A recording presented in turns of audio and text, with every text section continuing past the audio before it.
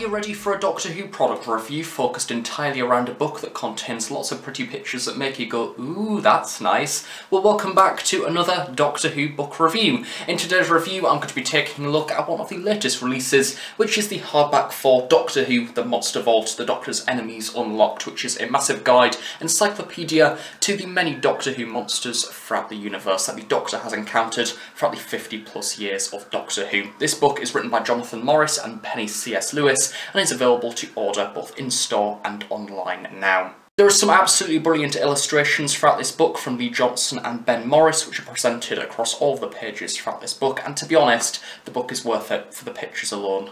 Of course, over the years we've seen quite a lot of Doctor Who monster books being released from the many different eras of Doctor Who's history. However, this book promises to be the biggest and most exciting yet. So let's take a look at the book itself and the many different pretty pictures.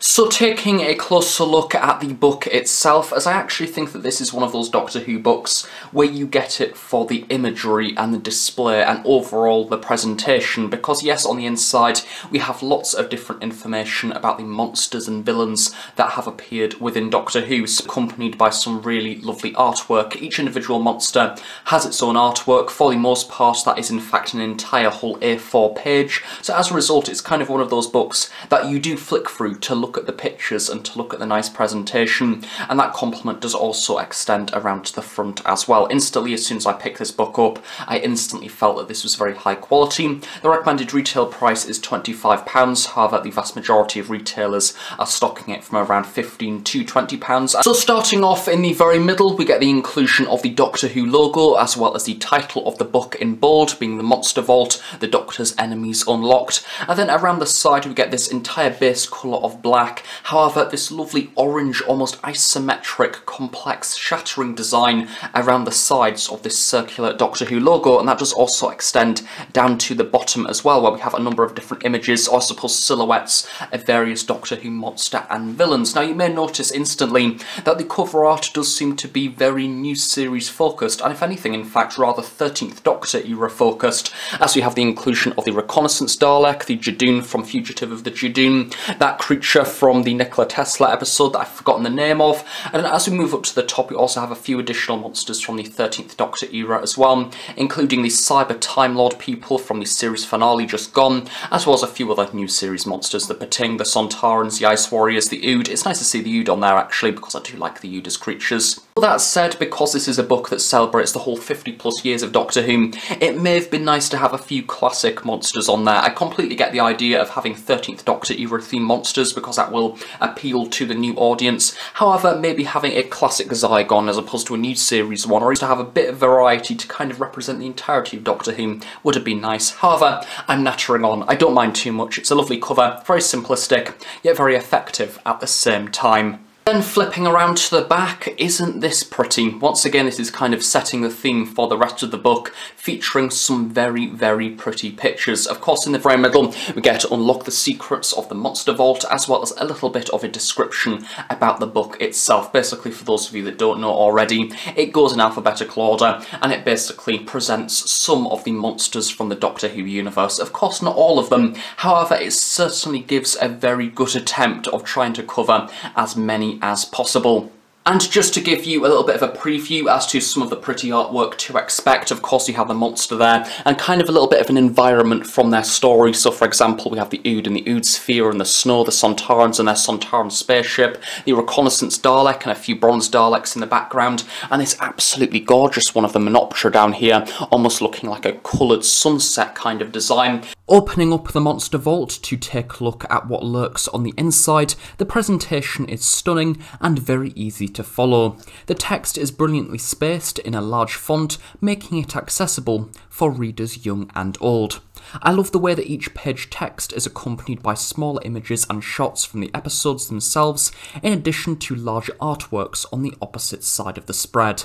It makes each page seem exciting, with its own variation between screen captures and stills and publicity images. I'm not going to be taking a look at each individual page, however I will be presenting a few shots showing off some of the pages in all of their glory, leaving the rest of the pages for you to discover yourself if you decide to purchase this book. Overall, the book has a great balance between modern and classic, which I absolutely love, seeing the two different eras of the show combined. The book follows alphabetical order, with a number of letters having multiple monsters between them, creating a lot of nice variety. The fact that the first page you see when opening this book is A for Absorbaloff, which is pretty funny, showing off the true strengths of the Doctor Who universe. The text primarily focuses on the monsters as a character rather than the creation of a writer, detailing the history of the creature and presenting the various different run-ins it's had with the Doctor throughout the years.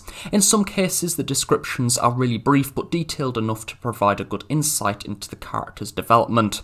For example, I love that the Great Intelligence page lists all of the TV appearances, however not in TV broadcast order, but instead the monster's own personal timeline, again hopping between classic series and new series Doctor Who. A great added touch is the inclusion of appearances in the top corner, detailing all the encounters that the monster has had within the Doctor Who TV stories. And now we turn to the large artworks, the main draw of this book for me, and admittedly, I absolutely love a good picture book, especially when the printing is such high quality. Much like the History of the Daleks book, which was released a number of years ago, we are treated to lots of delightful large artworks depicting various monsters. Each piece seems to be bespoke for this book publication, and complements the text superbly. I absolutely love the vibrancy and colour within the monsters themselves, and the backgrounds that they are in front of.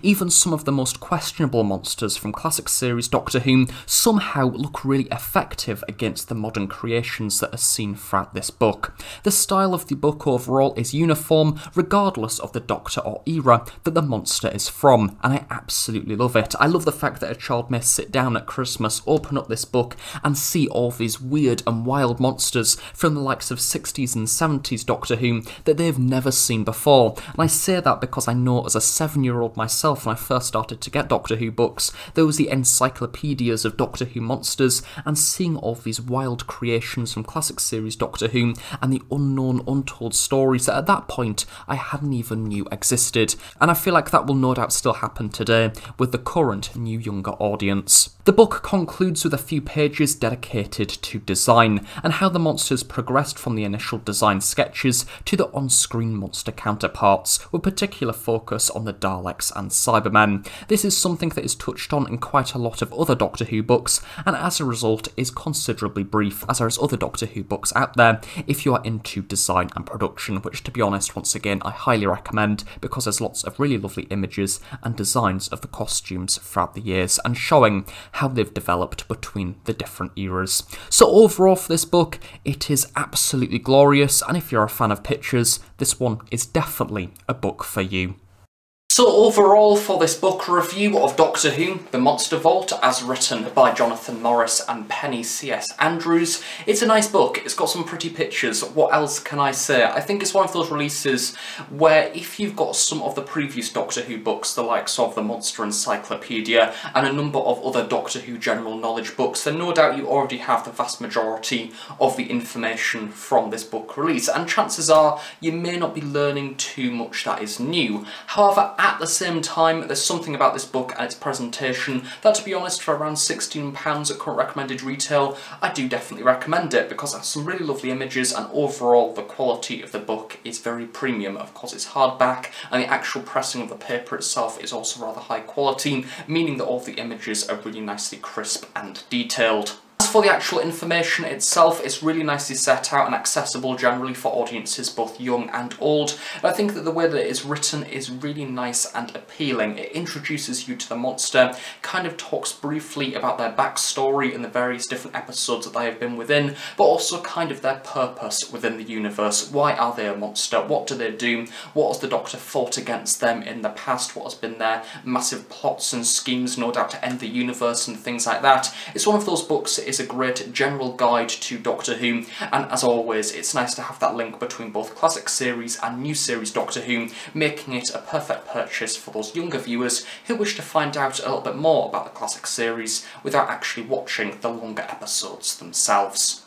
So thank you very much for watching this review. I really hope you have enjoyed it. Of course, recently I have also reviewed the Adventures in Lockdown anthology book, which is also a rather recent release, so I do definitely recommend checking out that in case you haven't already. And I also did take a look at the target novelisation of The Massacre in kind of a comparison between the missing TV story and what's remaining of it, and the target novelisation variation of the episode as written by John Le Carrotti, so maybe check out that as well if you are a fan of Doctor Who books. So as always, I hope you have enjoyed the review. I do of course stay tuned on The Host Productions for brand new Doctor Who content each and every week. And on that note, I shall see you all next time. Bye for now.